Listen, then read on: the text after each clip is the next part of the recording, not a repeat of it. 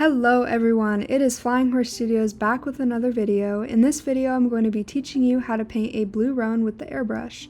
So for this tutorial you will need black and white paint, airbrush cleaner, and airbrush thinner. For the paint I typically go for golden high flow acrylics or Vallejo, and of course you're going to need that airbrush. I use the Mobius 0.2 by Gallery, and then finally you need your model.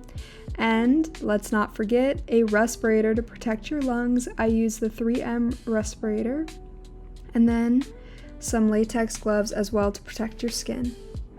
Alright, let's move outside to my airbrush booth, which is basically a cardboard box that I've put together into a makeshift booth. I also have some water for mixing paints and cleaning out your airbrush between colors.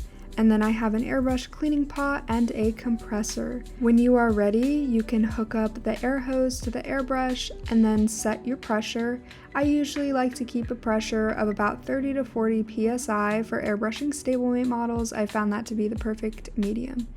Then I'm pouring in some water to my airbrush to make sure it's running smoothly before I pour in some paint. The first color that we will be using is black, and make sure to mix in some thinner to get it to a really nice melt consistency, and always test it out on your glove before spraying the model. Alright, once you ensure that your airbrush is working properly, you can go ahead and give your model a really nice black base coat. Make sure that coat is thick and covers all parts of the horse, including the belly, the front and back of the legs, and of course under that chin. You gotta get in all of those tricky little spots to make sure you have a nice even coat. After you finish putting down a black base coat, we are going to move on to our next step, which is with white. Make sure to clean out your airbrush completely before switching colors so you don't experience any clogging. Put in some white, and then you're going to aim your airbrush farther away from the model to create this speckling effect. So as you can see, I have the airbrush a little bit farther back, so that way the paint is not so concentrated and it creates this really nice little roaning effect. Now the next step is shading. Now if your airbrush is able to do this, what you're going to want to do is you're going to want to adjust the knob on the back of the airbrush. This controls how much paint the brush lets out, so that way you can have more detailed lines. And then what I do is I pour in some more black paint, and then I go in the muscles and detail the muscles by shading in the lines.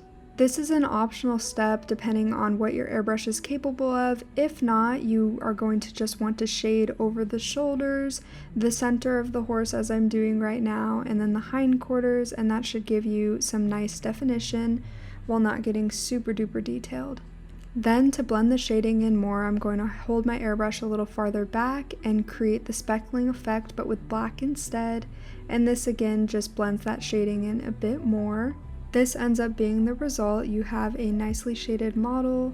However, this girl turned out a little darker than I wanted her to, so I'm going to go back in with that white and add some more of that white speckling to further just blend the shading out a bit more and make her a bit of a lighter blue roan.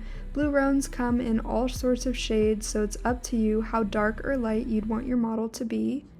Once you're satisfied with the results, you're going to want to change colors one last time back to black, and you're going to want to shade the head and legs of the model. Blue roans have a darker head and darker legs that are black, so you're going to want to color these back in after the white speckling. Yay! And now you are done airbrushing the base coat of your blue roan, and your blue roan is now ready for the detail stage where you can paint the mane, tail, hooves, and eyes. I will probably have future tutorials on how to paint these details, but that's all for today. Thank you guys for joining me on this journey of painting a blue roan. I hope you guys learned something, and thank you all for watching. Don't forget to like, comment, and subscribe if you'd like to see future content like this, and I hope you all have a beautiful rest of your day. Bye guys!